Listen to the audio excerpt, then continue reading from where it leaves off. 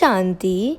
मम्मा की मधुर स्मृतियों के 9th एपिसोड में आप सबका स्वागत है। आज हम मीठी मम्मा और दादी हृदय पुष्पा जी के अनुभव सुनेंगे। ओम शांति। आज हम आपको बेंगलोर से ब्रह्मा कुमारी दादी हृदय पुष्पा जी का मम्मा के साथ का अनुभव सुनाने जा रहे। हृदय पुष्पा दादी ईश्वरीय यज्ञ के आदि रत्नों में से एक है। दादी चंद्रमणि दादी जी की बड़ी बहन है। दादी ने सन 1952 से 1996 तक बेंगलोर में रहकर समस्त दक्षिण भारत की सेवा की। दादी अपने अनुभव में सुनाती हैं कि एक दिन दादी की तबीयत बहुत खराब हो गई, लेकिन दादी को उसकी कोई चिंता नहीं थी, क्योंकि दादी को दृढ़ निश्चय था, जीवन भगवान के हाथ में है। मेरा रक्षक भगवान है, चाहे यहाँ रखे चाहे वतन में ले जाए, जैसे उनकी इच्छा। बाद में दादी बाबा बाबा कहकर बेहोश होकर गिर पड़ी। यह समाचार बाबा के पास पहुंचा। बाबा तुरंत आए और दादी को दृष्टि दी। थोड़े समय के बाद दादी ने आंखें खोली और बाबा बाबा कहने लगी। बाबा ने तुरंत मम्मा को बुलाया और पूछी और कहा कि इसकी संभाल आपको करनी है। मम्मा ने कहा जी बाबा। फिर बाबा ने 7 दिन का पूरा प्रोग्राम दिया कि बच्चे को क्या खिलाना पिलाना है। बाबा ने मम्मा को कहा कि 2 दिन बच्चे को हर घंटे 3 चम्मच पानी देना, उसके बाद 2 दिन 3 चम्मच पानी और 3 चम्मच दूध देना, और 5वें दिन 2 चम्मच खिचड़ी खिला देना। मम्मा ने उसी प्रकार किया और दादी 1 हफ्ते में ठीक हो गई। मानो दवा और दुआ ने ही दादी को ठीक कर दिया। परंतु बाद में भी मम्मा दादी को अपने हस्तों से खिलाने लगी। तब दादी ने कहा, मम्मा अब मैं ठीक हूँ, अपने हाथ से खा सकती हूँ। मम्मा ने कहा, यह बाबा का डायरेक्शन है, जब बाबा कहेंगे तभी आप अपने हाथ से खा सकती हो। अगले दिन मम्मा ने दादी को अपने कमरे में रात 10 बजे आने को कहा। दादी मम्मा के कमरे में गई और मम्मा संदली पर बैठ दादी को सामने बिठाकर रात 10 बजे से सुबह 4 बजे तक दृष्टि देकर योग करवाया। दादी को ऐसे अनुभव हुआ कि मम्मा ने दादी को अपनी सारी दिव्य शक्तियाँ दे दी हो और दादी एक दिव्य प्रकाश में बैठी है। सुबह मम्मा ने कहा, अब अपने कमरे में जाकर सो जाओ। सुबह कई बहनें मम्मा के पास गईं और मम्मा से पूछा, हृदय पुष्पा बहन ने ऐसी क्या तपस्या की जो आप उनके ऊपर इतना ध्यान देकर उनकी सेवा कर रही हो? मम्मा ने कहा, आप सब उनसे ही जाकर पूछो कि उन्होंने ऐसा क्या किया।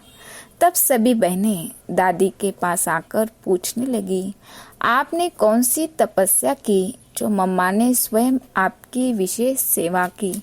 तो दादी ने बताया, मेरा तो एक शिव बाबा, दूसरा ना कोई। जीवन उसी को अर्पण किया। जब से बाबा को जीवन दिया तब से एक शिव बाबा के बिना और कोई भी दिखाई नहीं पड़ता। यही दादी की तपस्या है। जब मधुबन में सेवा अर्थ सभी बहनों को भेजा गया, तब दादी को भी बेंगलोर भेजा गया। बेंगलोर में कई साल तक सेवा की वृद्धि नहीं हुई और वहाँ दिन भी मुश्किल से गुजरने लगे। बहुत सहन करना पड़ा, क्योंकि ईश्वरीय ज्ञान नया होने के कारण कोई भी सुनाने को तैयार नहीं था। यह समाचार बाबा को मालूम पड़ा तो बाबा ने मम्मा को कहा, मेरी बच्ची बहुत तकलीफ में है, आप बेंगलोर जाओ। और साथ यह समाचार दादी को मिला कि मम्मा पहली बार बेंगलोर आ रही है। दादी योग में बैठ गई। दादी को ऐसा अनुभव होने लगा कि मातेश्वरी जगदम्बा यहाँ आ रही है तो जरूर प्रकृति दासी बनेगी। और ऐसा ही हुआ। जैसे कोई कह रहा है कि आप कमर्शियल स्ट्रीट में जाओ। दादी योग से उठकर सोचने लगी, कमर्शियल स्ट्रीट कहाँ है?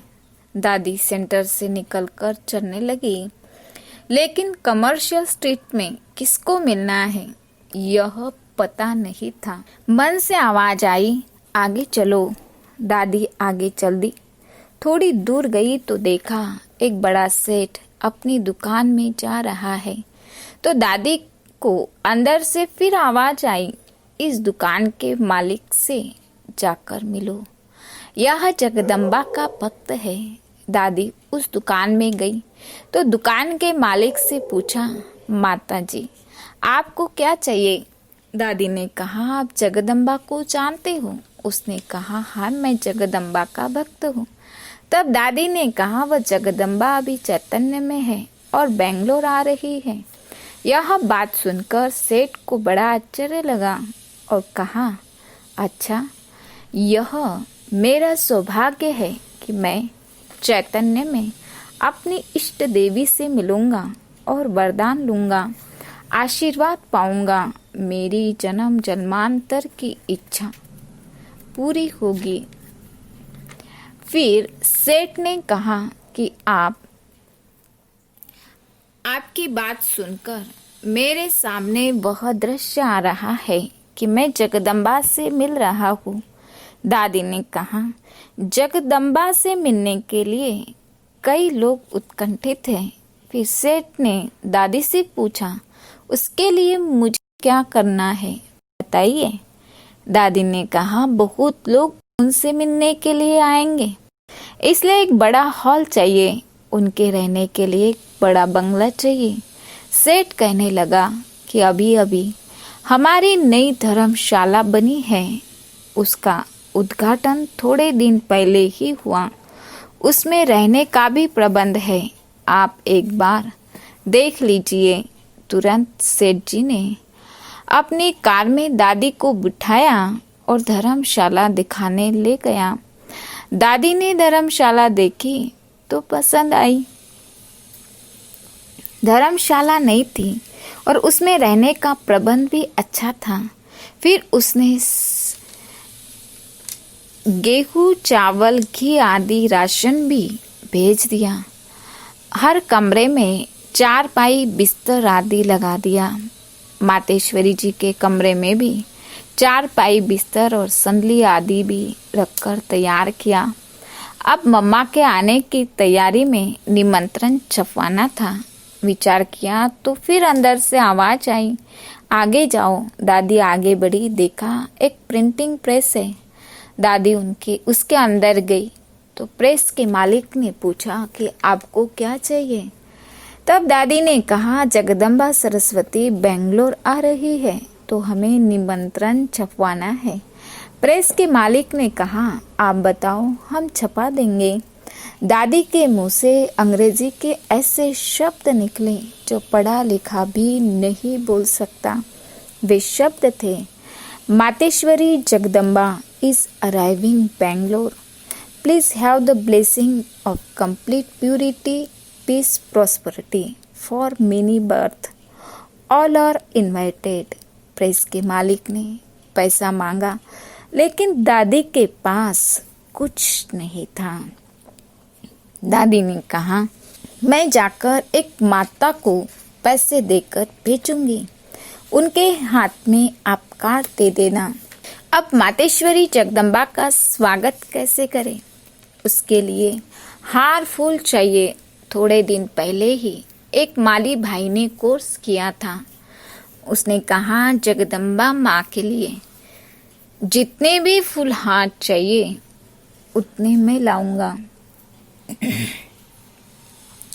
अब तो मातेश्वरी जी के आगमन का ही इंतजार था और वह दिन भी आ गया। और मातेश्वरी जी बेंगलोर पहुंच गई।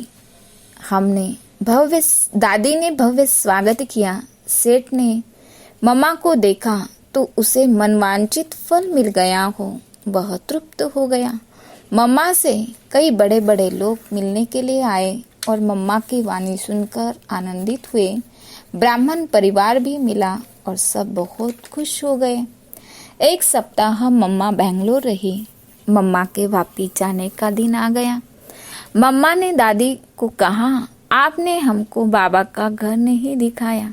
दादी बातों बातों में टालती रही, लेकिन मम्मा बार बार कहने लगी। दादी जहाँ रहती थी वहाँ मम्मा को ले गई, जो एक छोटा सा कमरा था। उसी में खाना बनाना, खाना भी खाना, क्लास भी कराना और विश्राम भी करना। वह मम्मा ने देखा तो कहा, आप लोगों को तो बाबा ने शहजादियों के माफिक पाला है। अभी आपका रहन सहन मुझसे देखा नहीं जाता, इसलिए बाबा ने मुझे खास आपको ले आने के लिए भेजा है। तब दादी ने कहा, मम्मा मैं कायर सिपाही नहीं हूँ, युद्ध स्थल से वापस नहीं लौटूंगी। तब मम्मा ने कहा, आप थोड़ी ही आ रही हो, बाबा ने आपको बुलाया, आप मेरे साथ चलो। दादी ने कहा, मर मिटेंगे लेकिन हटेंगे नहीं। मैं गुलदस्ता बनाकर ही बाबा के पास आऊंगी। दादी का दृढ़ निश्चय सुनकर मम्मा वापिस बाबा के पास आबू पहुंच गई। इस तरह मम्मा ने विनम्र सेवाधारी माँ बनकर बीमारी के समय दादी का उपचार किया और संकटमय समय पर सेवा स्थान को आगे बढ़ाने की शक्ति भर दी। ये थी हमारी मीठी मम्मा। अच्छा, ओम शांति। चलिए अब सुनते हैं एक मधुर गाना मम्मा के लिए। एक अलौकिक बाबा थे और एक थी माँ रूहानी। एक अलौकिक बाबा थे और एक थी माँ रूहानी। मधुबन के फूलों ने सुनाई प्यारी मधुर कहानी। एक थी माँ रूहानी। एक अलौकिक बाबा थे और एक थी माँ रूहानी। बहुत समय पहले नहीं ये अभी अभी की बात, मात पिता संग परियां उतरी आबू पर एक साथ।